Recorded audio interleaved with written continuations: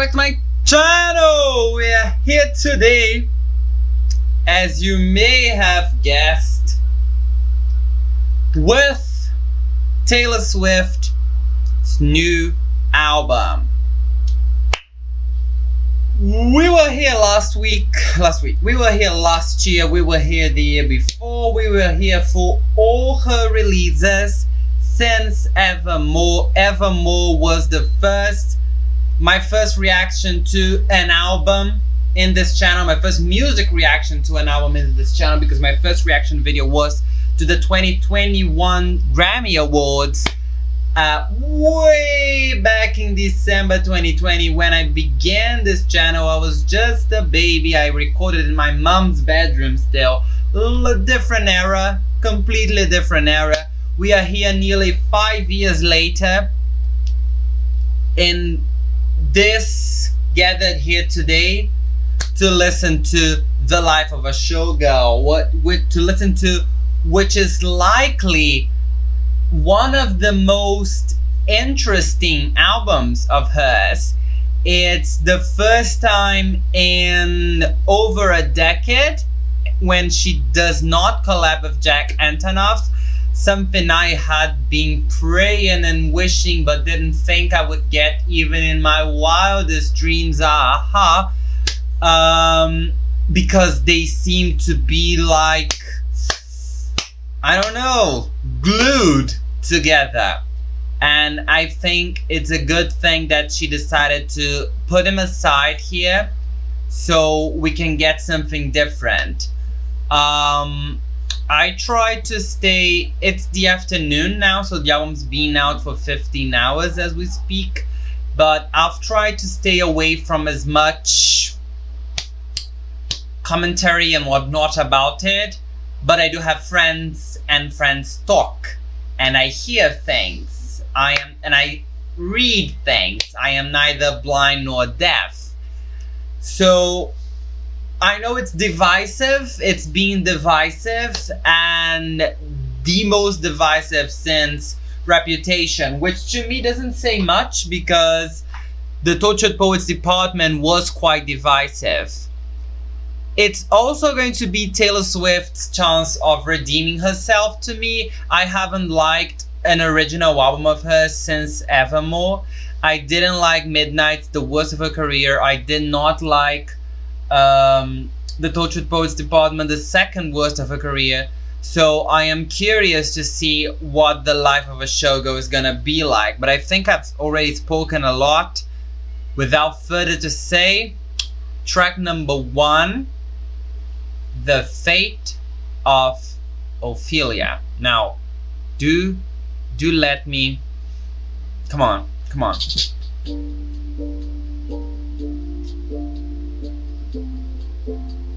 Okay. I heard you calling on the megaphone. You wanna see me all alone. As legend has it, you are quite the pyro. You light the match to watch it blow. And if you never call for me, I might have drowned in melancholy. I swore my loyalty to me, myself, and I. Right before you lit my sky up. All that time I sat alone in my tower. You were just haunting your powers. Now I can see it all. Fate wonder, you took me out of my grave and saved my heart from the fate of Ophelia. Keep it 100 on the land, the sea, the sky. Pledge allegiance to your hands, your team, your vibes. I like that part. You've been this now, your mind is about to be the sleepless night you've been dreaming of. The fate of Ophelia. The eldest daughter. Oh, I'm not sure I like that actually.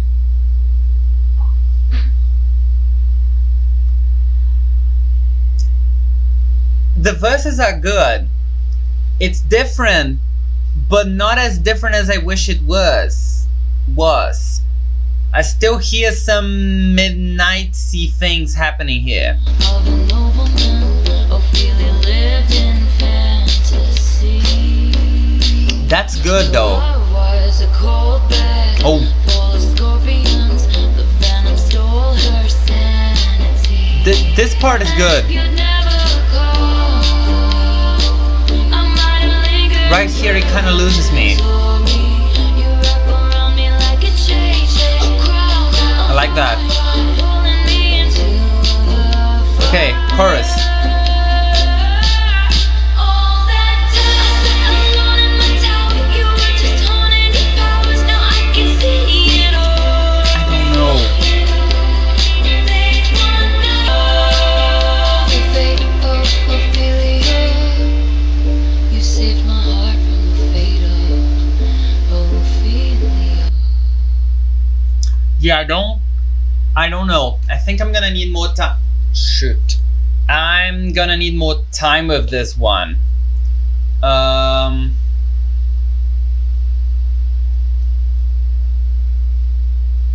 think it's just a matter of growing. It kind of reminds me of Never Getting Laid by Sabrina Carpenter, in the sense that I had an idea of where we were going and then we didn't go to that place, and I wasn't happy with the way we went. But in time, I grew accustomed to it, and in time, I grew to like it. Will I love it? I don't think so, probably not. Doesn't sound like something I would love, but who knows? I was just pondering on the lyrical content here, and you know, after the Tortured Poets Department, the title track, you know, when she said like, you told Lucy you'll kill yourself if I ever leave, and then I had said that to Jack too about you and me.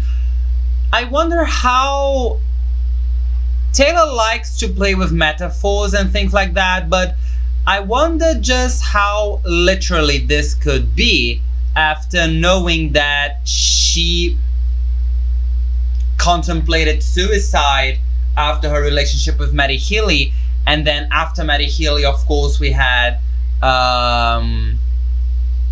Travis, with whom she is right now, and who this song is probably, who this album as a whole is probably for. Interesting, I would say. If anything, it is an interesting song. Track number 2, Elizabeth Taylor. No, he was a jailer, but into this Taylor. Wonder who. Elizabeth Taylor, do you think it's forever? That view of Portofino was on my mind when you called me at the Plaza Atene. Ooh, sometimes it doesn't feel so glamorous to be me.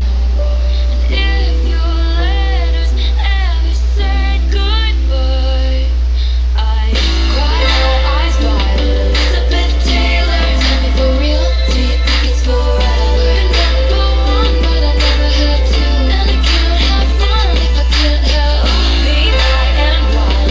Hollywood hates me, only as hot as your last hit, baby. And I'd go on, but I never had to. And I can't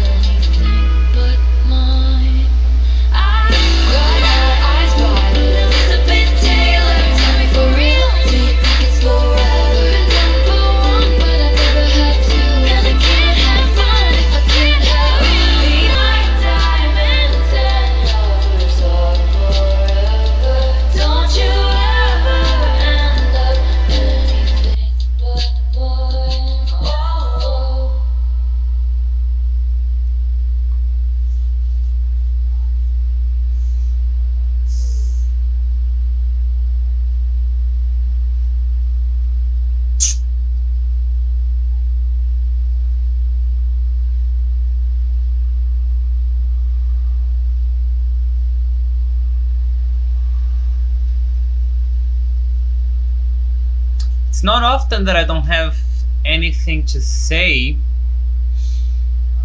I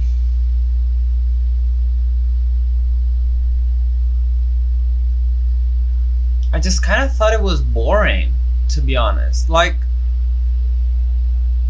it's not bad, it's just not fun. Or, doesn't really evoke emotions. I'm just not interested. Lyrically, it was pretty good, but I don't know. I think that when you bring up a figure like Elizabeth Taylor, like such a strong public figure, and you start trying to get these elements and trying to bring up like Hollywood or something like that, which she does here. She talks about Portofino, Pasatine. You would expect a richer treatment. Like, I'm not even kidding. Like, Knew He Was a Jailer, Burton to This Tailor is a much more profound commentary on Elizabeth Taylor as, I don't know, a persona, a character, an image, a figure, of the importance that she was in Hollywood than this entire 3 minutes and 28 seconds is.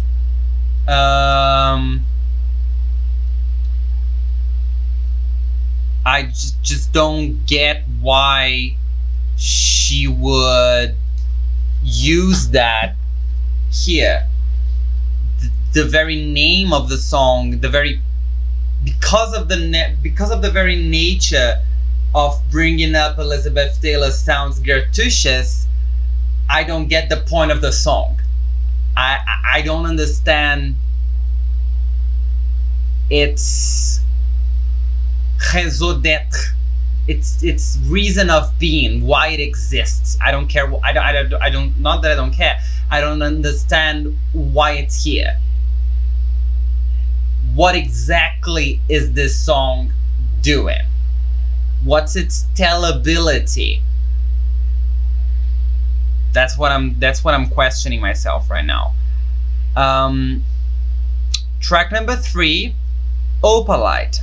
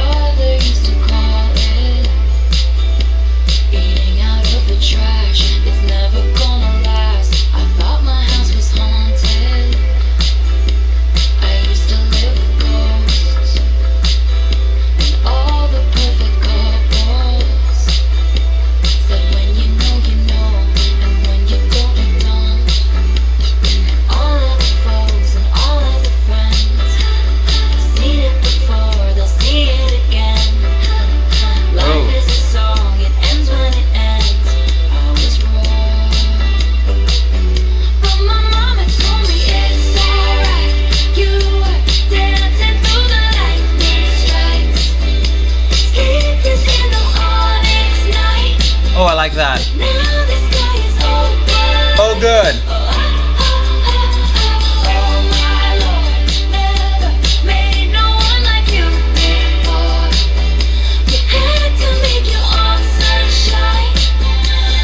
Ooh, that's good, actually.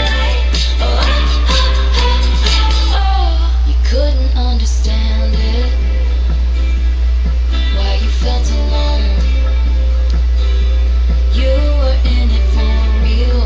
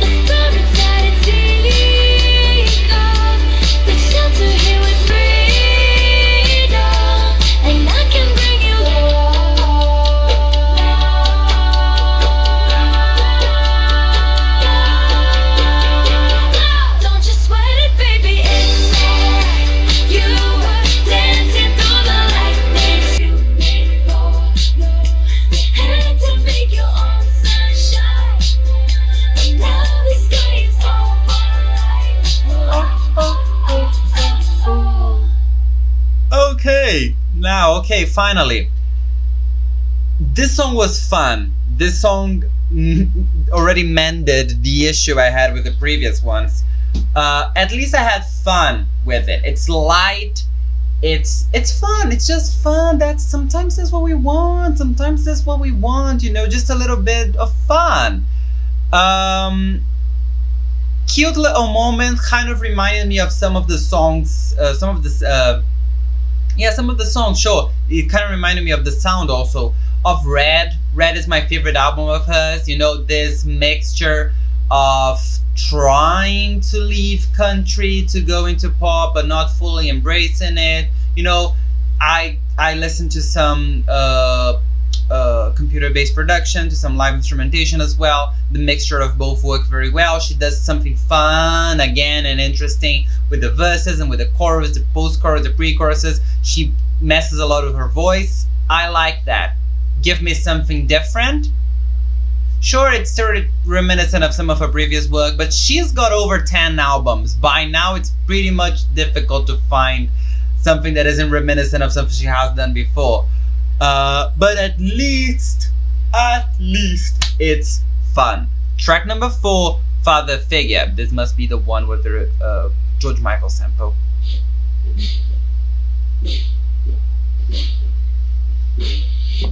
When I found you, you were young, we were lost in the cold.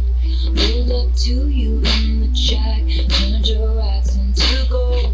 The winding road leads to the chateau. You remind me of a young me. I saw potential. I'll be a father figure. I keep that brown liquor. I can make deals with the devil because my dick's bigger. This love is feeling great. Said they wanna see you rise. They don't want you to reign. I show you all the tricks of the trade. All I ask for is your loyalty, my dear road tree. Leaving on me.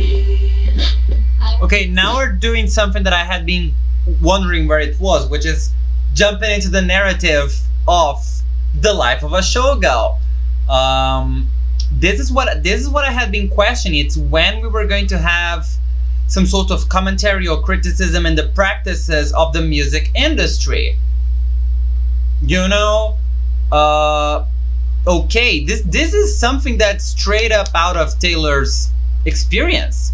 She's the biggest pop star in the world. If anybody knows shit to talk about, can come up with situations about that someone is her. And this is track number 4, and only now are we finally getting straight up. I don't mean the Elizabeth Taylor kind of implicit over in the air and you catch what you want. No. Straight up criticism, straight up situations about what it means to be a showgirl in the world right now, in the current state of the music industry. That's what I had been wondering where it was, and it's finally here. I think this could have been earlier on in the album. This is the main narrative of the album, right? That's what the images invoke. That's what all the paratextual elements evoke. It's the name of the album, for Christ's sake. This should be more prominent. Family. I saw her changing. You my dear boy. They don't make loyalty lies. You had to get rid of me. I protect the family. I was your father figure. I love it when she does that. All in the past now. Deal with this devil, turns out my dick's bigger. You wanna fight, you found it. I got the place surrounded. You'll be sleeping with the fishes before you know you're drowning. Who's portraits on the mantle? Who covered up your scandals? Mistake my kindness for weakness and find your card canceled. I was your father figure. You pulled the wrong trigger. This time, you know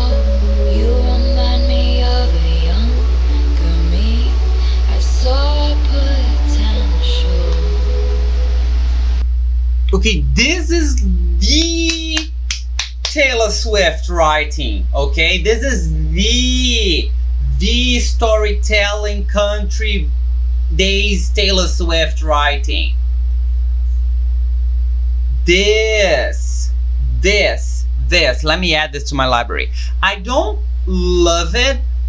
I don't love its elements as a song, but the lyrics, it doesn't really sound like a song. It sounds more like, I don't know, acoustic poetry maybe. Like it's supposed to be, you know, the storytelling, that's the main thing. And then whatever makes it into a song is secondary, which isn't the way I like it exactly, but it's just that good that I am willing to overlook that. Track number 5, Eldest Daughter. I think much like the fate of Ophelia, I'm gonna need more time with it. I didn't dislike any of its elements exactly. It's a harmless kind of country-esque maybe ballad. Nothing special really.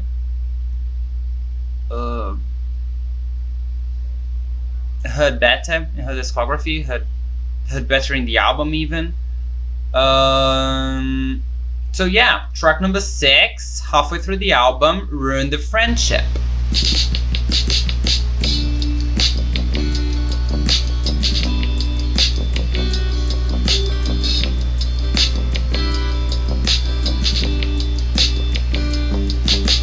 Glistening grass from September rain, gray overpass full of neon names. You drive 85. An invitation. Should've kissed you anyway.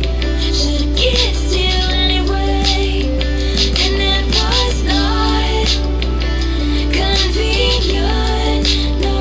But your girlfriend was away. Should've kissed you anyway. What? Shiny wood floors underneath my feet. Disco ball makes everything look cheap. Have fun. It's wrong. Losing course, but I whispered at the grave. Should've kissed you anyway. Oh, and it was not an invitation. Should've kissed you anyway.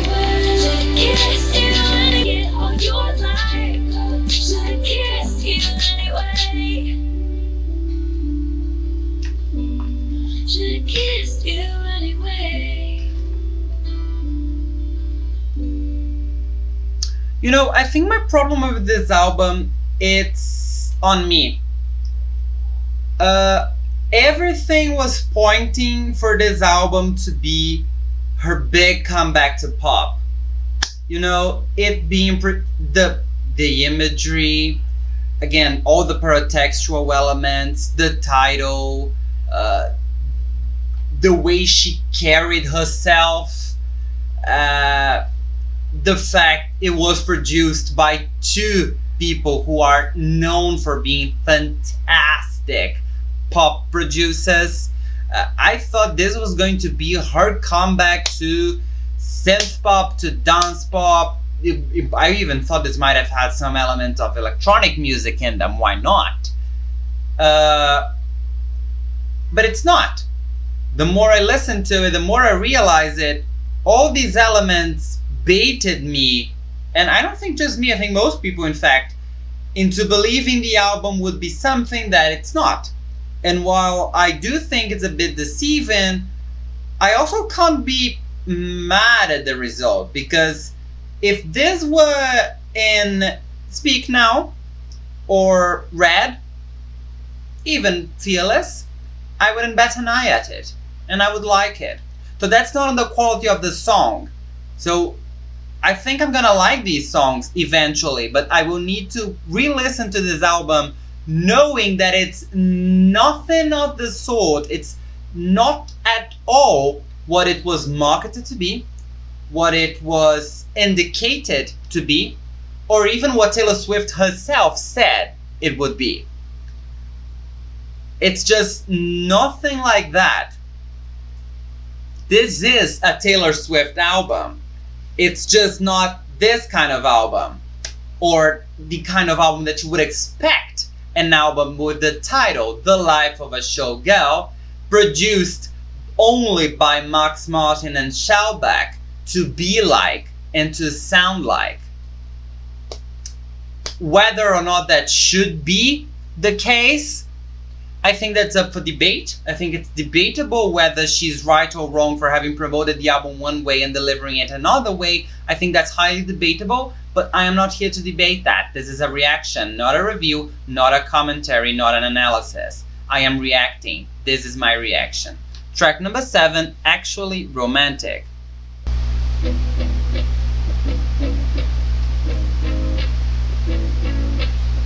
I heard you call me boring Barbie when the coke's got your brain. I blocked my ex and then you said you're glad he ghosted me. Wrote me a song saying it you put in, it's actually romantic. I really gotta hand it to you.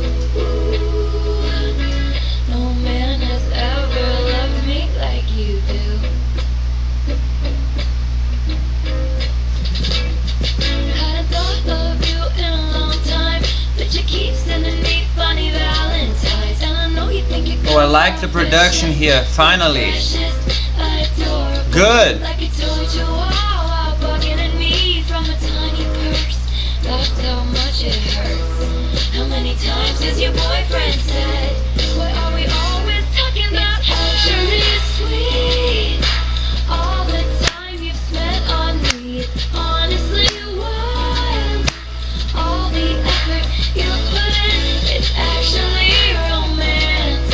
I really gotta hand it to you. No man has ever loved me like you do. You think I'm tacky, baby? Stop talking dirty to me. It sounded nasty, but it feels like you're flirting with me. I mind my business. Wait. What if we get a rock and roll Taylor Swift album? What if that's the next sound? Hi Taylor, why don't we explore that in your next album? Business that I don't provoke it, but it's kinda making me wild. Ooh. It's actually sweet.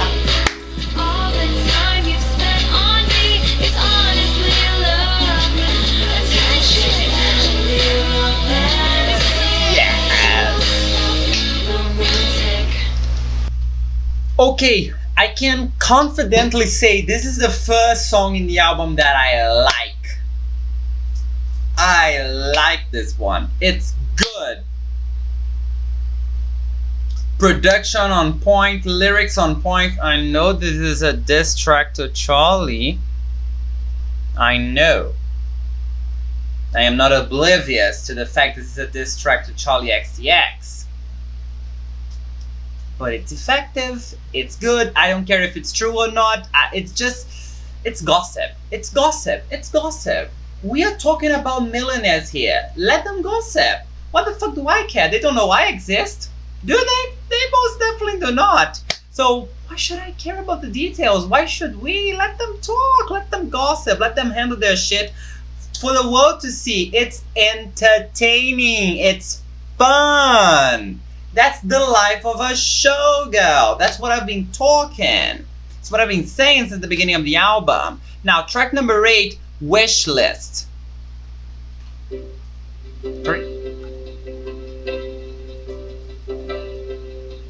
They want that yacht life under chopper blades. They want those bright lights and Balenci shades and a fat. They deserve what they want.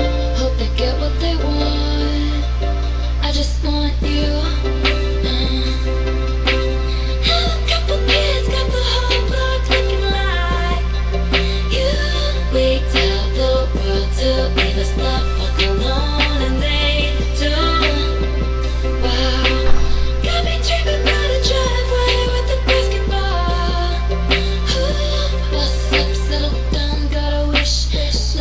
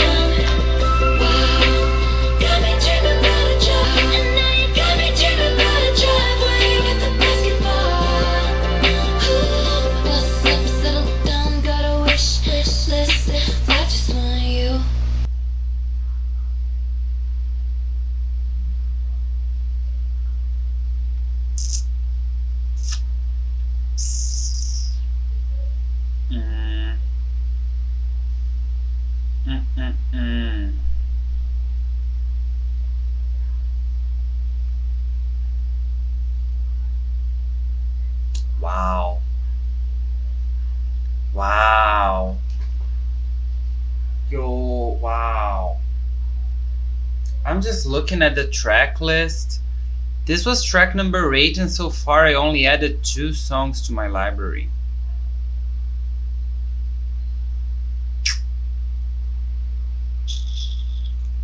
Damn.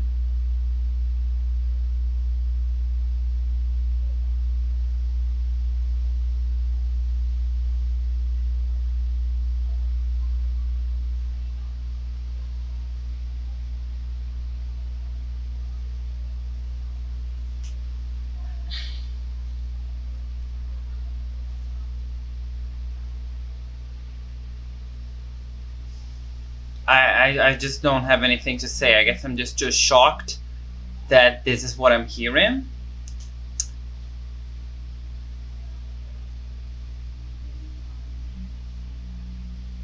Either I'm not a Swiftie anymore, or you know what? Let's discuss that towards the end of the album. Track number 9, Wood.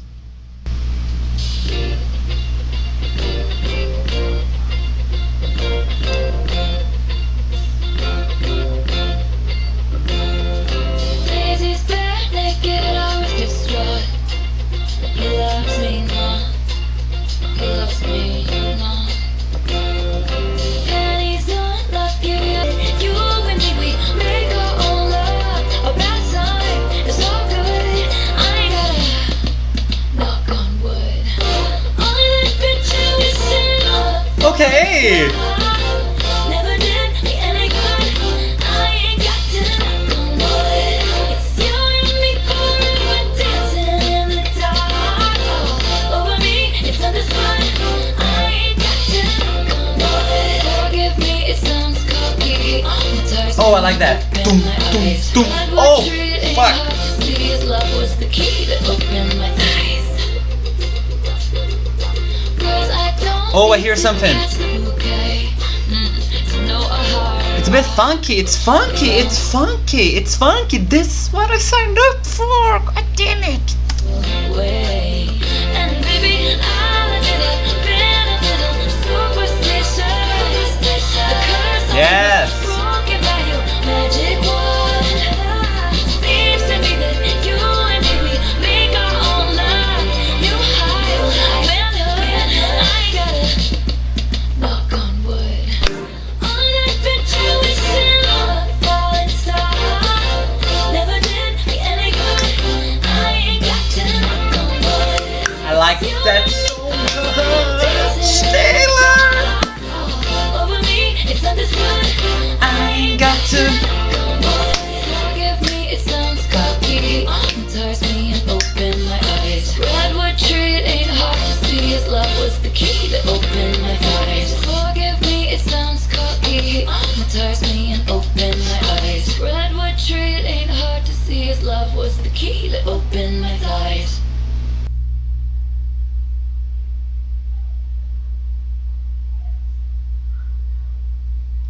You know what? Hell yeah.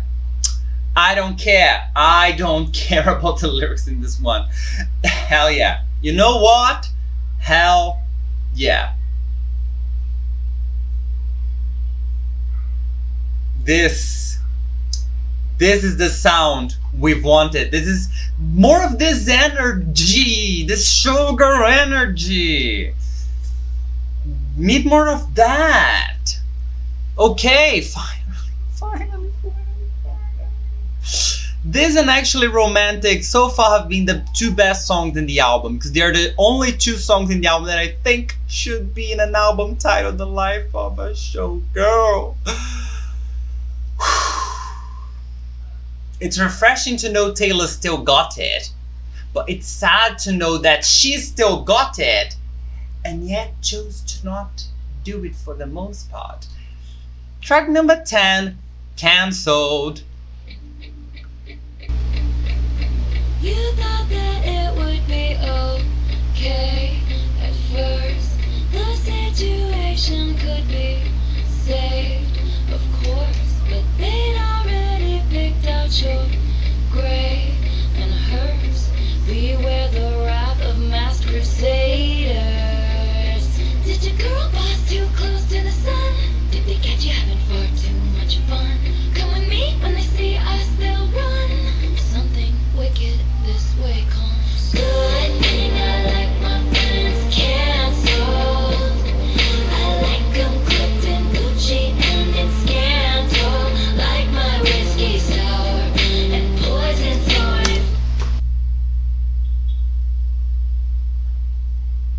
I can't tell whether she's being sarcastic or real. Is she actually is this actually defending Blake Lively? I just hope it's sarcasm. I really hope this is some blank space level of sarcasm right here. Because I cannot take an album like this with an endorsement of Blake Lively on top of it. I really cannot. I really cannot, Taylor. Please, please, please, for the love of God, please don't. Welcome to my underworld where it gets quite dark. At least you know exactly who your friends are. They're the ones with matching scars. It's easy to love you when you're popular. The optics click out. Can't you see my infamy loves company? And they broken you like they broken me. But a shattered glass is a lot more sharp. And now you know exactly who your friends are. You know who we are. We're the ones with matching scars. I did not like the lyrics in this one at all. I don't know. There's been so much discourse online, not just about Blake Lively, although she is an example that comes to mind, about given the current political situation, the current political climate, and the fact so many people talk about her being friends with a shit ton of Republicans, and not just Republicans, MAGA people,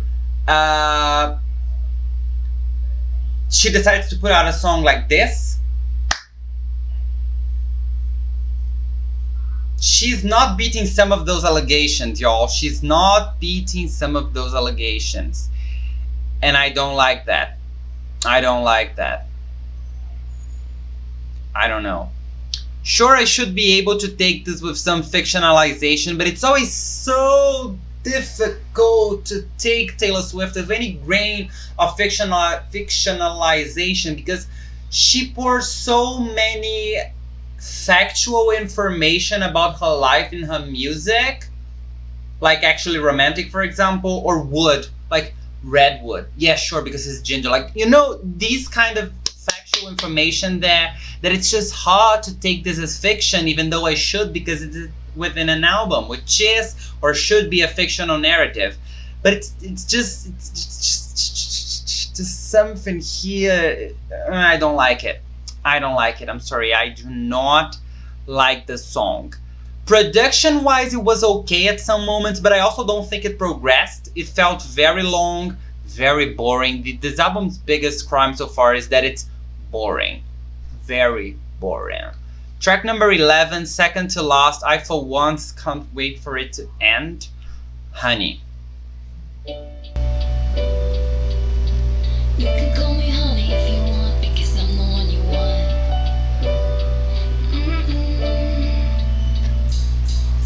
When anyone called me sweetheart, it was passive aggressive. At the bar and the bitch was telling me to back off, cause the minute looked at me wrong. If anyone called me honey, it was standing in the bathroom. White teeth, they were saying that skirt don't fit me, and I grabbed the whole of me to back off, cause the minute looked at me wrong. If anyone called me honey, it was standing in the bathroom. White teeth, they were saying that skirt don't fit me, and I grabbed the whole way home. When you touch my face, read upon all of those blues. When you say, you can call me honey if you want, because I'm the one you want. I'm the one you want. You give it different meaning, cause you mean it when you say it's yours. Kicking in the doors, ways not to praise me, but you say it like you're in awe of me, and you stay until the morning. Honey, when anyone called me sweetheart, it was passive aggressive. At the bar, fit me, and I got the whole way home. But you can call me honey if you want. quite interestingly, this song hints at something I left implicit in my commentary to Cancelled. It's that words only mean as much as the person wants it to mean. So there is a good difference, and that doesn't rely on the listener, that relies on the speaker. And that's what she's talking about, that she's had several different experiences hearing the word honey, and depending on the person who was telling her, who was calling her honey, and depending on the context in which that came out, that meant different things. She took it passive aggressively, she took it aggressively, she took it just passively, until now she finally found someone with whom she understands that honey means something nice, means something sweet, means something lovely. Why do I say that this hints at the comment I made earlier? It's that when Taylor Swift sings about how she likes all her friends cancelled, if this song had come out in 2017, that would have meant something. If this was a Vol track in Reputation, that would have meant something. But this is coming out in 2025 under this political crisis, climate crisis. Yeah, sure, why not? But mostly under this political climate, under the allegations that are running around that she's, friends with MAGA people, with Republicans. She's still friends with Blake Lively, by the way, who was trying to ask her to, but it wasn't Blake, I think. That doesn't, I won't even dignify that whole situation with a comment here. And I think it's rather interestingly, once again, that Taylor has managed to put this song right after Cancelled. Now, we can pick that argument that she came up here in Honey and apply that to Cancelled. And now you'll understand why I dislike Cancelled. Okay? Next track, last track, thank God. A song I had been dying to listen, but now I'm dreading it more than anything. I'm just scared of what it's going to be.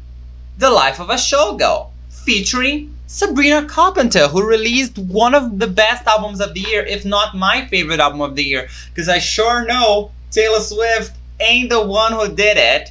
So let's listen to it.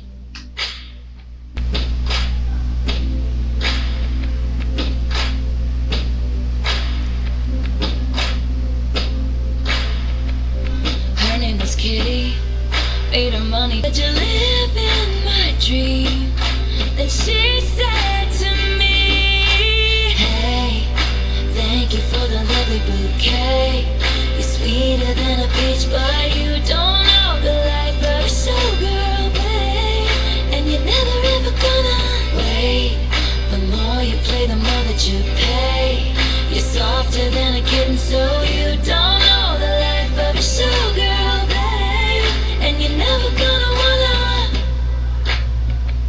She was a menace, the baby of the family in Lennox. You know the life of a showgirl, babe, and you're never gonna wanna. I took her pearls of wisdom, hung them from my neck. I paid my dues with every bruise, I knew what to expect. You wanna take a skate on the ice inside my veins. They ripped me off like false lashes and then threw me away. And all the headshots on the walls of the dance hall are of the bitches who wish I'd hurry up and die. But I'm immortal now, baby dolls. I couldn't if I tried. So I say, thank you for the lovely bouquet. I'm married to the hustle and now I know the life of a showgirl, babe. Bland, very bland. Never know another. Hey, hidden by the lip of a lovely bouquet. Thank you for unforgettable night. We will see you next time. Give it up to the band, the dancers, and of course Sabrina. I love you, Taylor. That's for sure. You love me so much. Good night.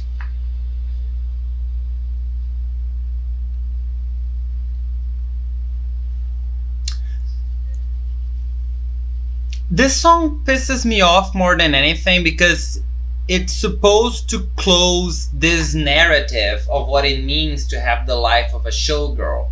It's supposed to close this narrative that was inspired by the images received in all the 10 different covers of the album. It's supposed to close this narrative about the ups and downs of a figure that was manipulated by other stronger figures in a period in history in which women had very, very little agency. But most of it pisses me off because this is a very, very credible figure, a very credible character for Taylor to embrace, because in many ways indeed, she has lived the life of a showgirl. But for some reason, this isn't explored in the album. Not as far as the sonority goes, not as far as the lyrics go, not as far as the narrative show goes. This album is just, it's poor. It's lacking heart. It's lacking life. This is the life of a showgirl, and the album is lifeless. The album doesn't inspire me, I wouldn't say at all, because there are 3 songs in it that I like, namely Opalite, Actually Romantic, and Wood. But the life of a showgirl, and then you imagine, those Ziegfeld girls dancing and happy, and I don't disagree with her trying to combat this image, but in order to combat something, in order to go against something, you need to set it up. And we don't have a setup. We don't have a setup here. We just have her fighting the image. And it's like we are supposed to bring all we know about showgirls into here, and to be like, oh, now that you know everything about showgirls, this is not going to be about that. This album is going to be the opposite of that. This is going to show you what the real side of the industry is like. Okay, I would have understood that, but does it deliver that? It doesn't. As I said, Elizabeth Taylor is a very, very, very potent image to use, and it's wasted. The Fate of Ophelia as well, a very potent figure to use. These are women in specific moments in history, sure, Ophelia is fictional, but whatever, that were subject to systems of oppression that were very delicate and very easily, in this new age of media convergence and of media consumption, could very easily be translated nowadays. But Taylor fails to translate those images. She fails to translate those figures into the image of the showgirl and into the current state of the music industry. And this is what I think this album could have, this is what I think this album was going to be about. When I complained about Elizabeth Taylor not having a raison d'etre, not having its reason of being, not having tellability, I might as well extend that argument for the entire album. I don't get the point of The Life of a Showgirl. To me, this album is meaningless. It set out to do something that it does not achieve. It falls short sonically, it falls short lyrically, it falls short narratively. Why is it out? What does it do? What is this supposed to represent? I don't understand. And I am 100% acknowledging my ignorance here by saying that I don't understand. I hope to jump on social media to read reviews, to read, what critics, what people who have more experience about Taylor Swift even, or about, just music as a whole or narrative as a whole, to tell me what this album is about. Because I genuinely do not understand what it's about. To me, this was a waste of time. It's been 1 hour and 11 minutes, and I am mad I have spent 1 hour and 11 minutes. This album is not worth it. This album is just not worth it.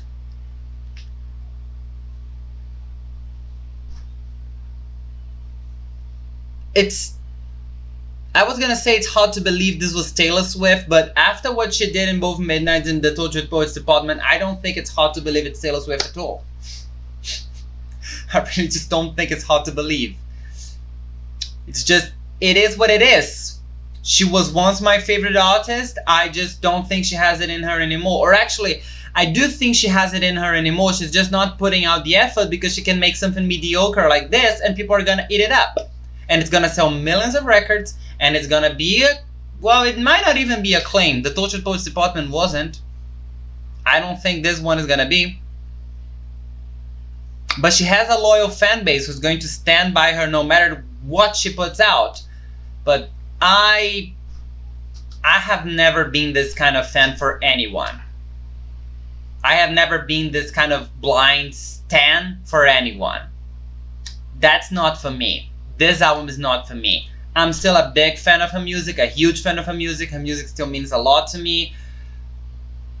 But The Life of a Showgirl, nah, I'm not claiming this one. Yeah, very much disappointed by it. So, thank you very much for watching. Thank you very much for listening. If you've got any other requests, please tell me. I'll be more than thrilled to react to them as I always am. I do hope to see you in my next video. Bye!